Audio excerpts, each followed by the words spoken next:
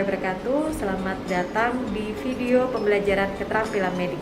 Kali ini saya, Dr. Yusra Pintaningrum, akan menjelaskan tentang bagaimana cara pemeriksaan fisik toraks. Dan kita akan belajar dari inspeksi, palpasi, perkusi, auskultasi.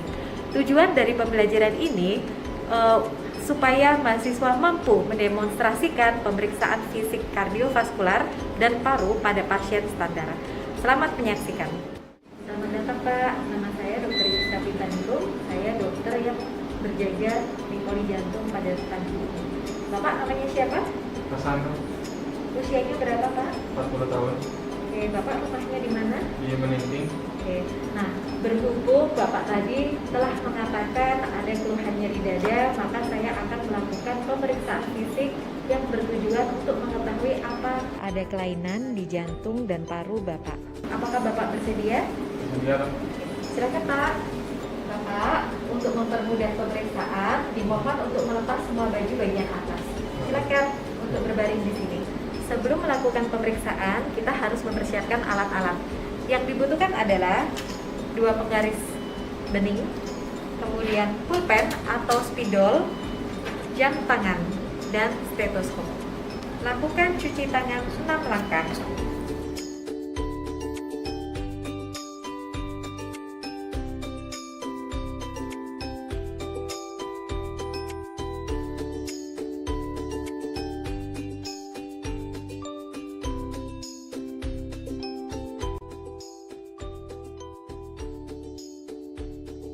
Pemeriksa harus berada di sebelah kanan sisi penderita.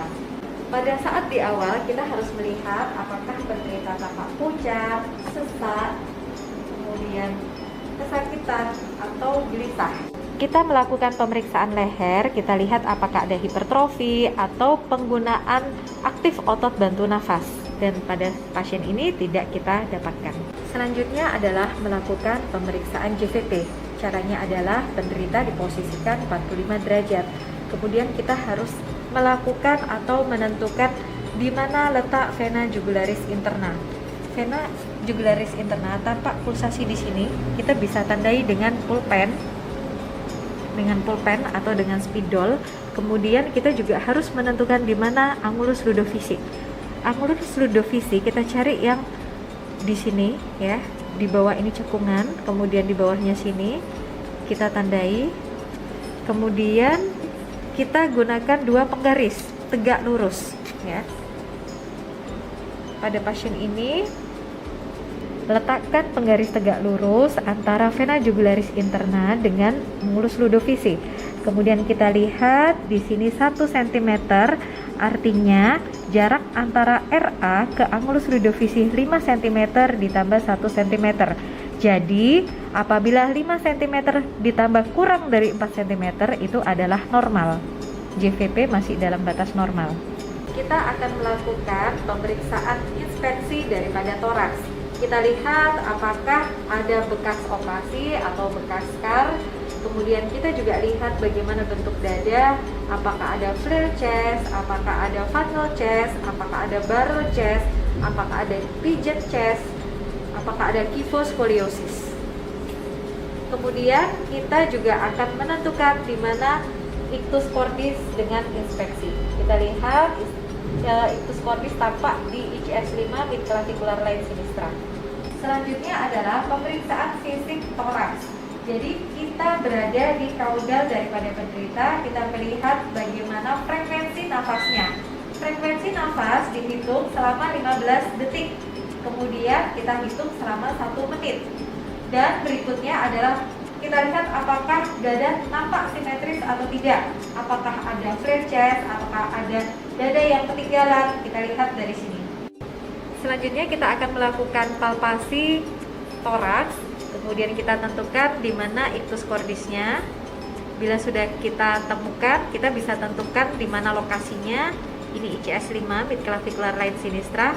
Namun apabila tidak jelas, penderita bisa miring ke kiri dengan posisi left lateral decubitus. Silakan Pak, miring ke kiri. Ini posisi left lateral decubitus ya. Kemudian kita bisa tentukan di mana lokasi daripada ictus cordis. Oke, ini kemudian kita juga bisa tentukan apakah ada trill atau tidak. Melakukan palpasi permukaan dinding dada dengan meraba dinding dada, apakah ada massa, kemudian apakah ada deformitas, kemudian apakah ada gravitasi atau nyeri tekan, dan apakah ada edema. Melakukan palpasi pergerakan nafas di bagian depan, kemudian kita bandingkan kiri dan kanan. Di lapangan atas, tarik nafas, lepas. Di bagian tengah, tarik nafas, kemudian di bagian bawah, tarik nafas, kemudian laporkan hasilnya, bandingkan kiri dan kanan. Apakah ada yang tertinggal atau tidak? Melakukan palpasi fremitus raba di bagian atas, katakan bolu-bolu, Bolu-bolu. kemudian bagian tengah, bolu-bolu, Bolu-bolu. kemudian di bagian bawah, bolu-bolu, Bolu-bolu.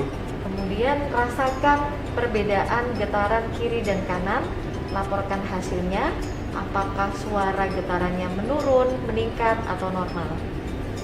Melakukan pemeriksaan perfusi daripada toraks untuk menentukan batas jantung kiri dan kanan. Kita tentukan ICS 5, 1, 2, 3, 4, 5, kemudian dari lateral, cari mulai dari lateral ya, dengan posisi vertikal. Sonor, redup ya. Jadi kita tahu bahwa batas jantung kiri adalah ICS 5, mid clavicular line sinistra. Kemudian kita lakukan menentukan batas jantung kanan, bisa dari tengah, redup, sonor, redup. Jadi batas jantung kanan adalah ICS 5 parasternal line dextra. Melakukan perfusi orientasi paru dimulai dari apex, simetris, dan horizontal. Lapangan apex, lapangan atas,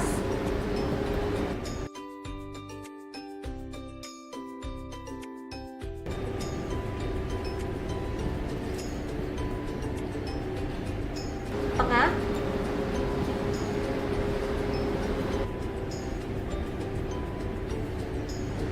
basal.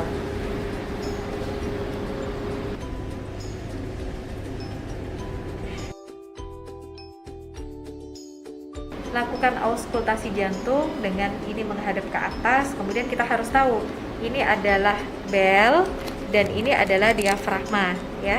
Jadi bel itu untuk menentukan S1 dan untuk mendengar apakah ada S1 S2 normal atau tidak di apex atau di katup mitral dan katup trikuspid. Sedangkan yang diafragma ini untuk menentukan S2 dan untuk melihat apakah ada kelainan di katup, apakah ada murmur baik di katup aorta maupun katup pulmonal. Melakukan auskultasi di daerah apex. Bila tidak jelas, penderita bisa miring ke kiri. Kemudian kita juga bisa melakukan pemeriksaan trikuspid dengan bel. Oke, terletak. Boleh terletak. Kemudian kita melakukan pemeriksaan terhadap katup aorta dan pulmonal dengan menggunakan diafragma. Ini katup pulmonal di ICS 2, parasternal line sinistra. Katup aorta ICS 2, parasternal line dextra. Kemudian kita tentukan apakah ada kelainan S1, S2, S3, S4, kemudian apakah ada murmur, kemudian apakah ada ekstrasistul, apakah ada opening snap, dan sebagainya. Melakukan auskultasi dengan orientasi paru di bagian apex. Tarik nafas, lepas, oke. Tarik nafas, lepas. Kemudian di lapangan atas, tarik nafas, hembuskan, tarik nafas, hembuskan. Di lapangan tengah, tarik nafas, hembuskan, tarik nafas, hembuskan. kemudian basal. Tarik nafas, hembuskan, tarik nafas, hembuskan. Kemudian laporkan hasilnya, apakah ada wheezing, apakah ada rongki, apakah ada stridor, dan sebagainya. Lakukan pemeriksaan fisik torak di bagian belakang penderita dalam posisi duduk. Kemudian kita lihat apakah simetris atau tidak, kiri dan kanan secara inspeksi. Lakukan palpasi pergerakan nafas di bagian belakang. Tarik nafas di lapangan atas, kemudian lapangan tengah, tarik nafas, lapangan bawah, tarik nafas, kemudian bandingkan kiri dan kanan, laporkan hasilnya, apakah menurun, tertinggal, atau normal. Melakukan palpasi frenitus raba di bagian belakang, kemudian kita bandingkan getarannya kiri dan kanan, wolu-wolu di bagian lapangan atas, kemudian lapangan tengah, wolu-wolu, kemudian lapangan bawah, wolu-wolu. Kemudian interpretasikan hasilnya apakah normal, menurun, atau meningkat. Melakukan perkusi di bagian belakang torak, orientasi paru dengan posisi di selah antara iga. Di bagian atas, lapangan atas, lapangan tengah, lapangan bawah. Kemudian laporkan hasilnya, apakah suaranya sonor, hipersonor, atau redup. Bandingkan kiri dan kanan. Melakukan pemeriksaan auskultasi torak dengan orientasi paru di bagian belakang. Kemudian bandingkan suaranya kiri dan kanan. Tarik nafas di lapangan atas, tarik nafas di lapangan tengah, tarik nafas, tarik nafas, tarik nafas, tarik nafas. Kemudian laporkan hasilnya, apakah terdapat suara nafas utama vesikuler kiri dan kanan, bronkial kiri dan kanan, atau bronkofesikular, serta tentukan apakah terdapat suara tambahan rongki, wheezing, atau ada stridor atau suara tambahan yang lain. Bapak, pemeriksaan telah selesai. Silakan Bapak mengenakan pakaiannya kembali. Terima kasih banyak sudah berkenan untuk diperiksa pada pagi ini. Silakan Bapak bisa duduk. Setelah melakukan pemeriksaan pasien, lakukan cuci tangan.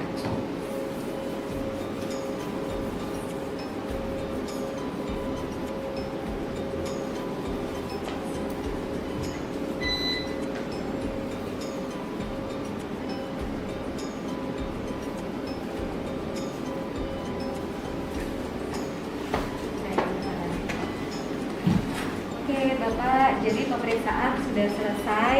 Dari hasil pemeriksaan memang didapatkan bahwa tidak ada kelainan di dinding Bapak. Namun saya membutuhkan pemeriksaan penunjang yang harus saya lakukan, contohnya elektrokardiografi dan fotoronsen untuk menegakkan diagnosis tersebut. Terima kasih atas kunjungannya Pak. Nanti kita akan bertemu lain waktu lagi. Selamat pagi. Baik adik-adik, demikian video pembelajaran keterampilan medik mengenai pemeriksaan fisik toraks. Apabila ada hal-hal yang masih belum jelas bisa ditanyakan ke instruktur masing-masing.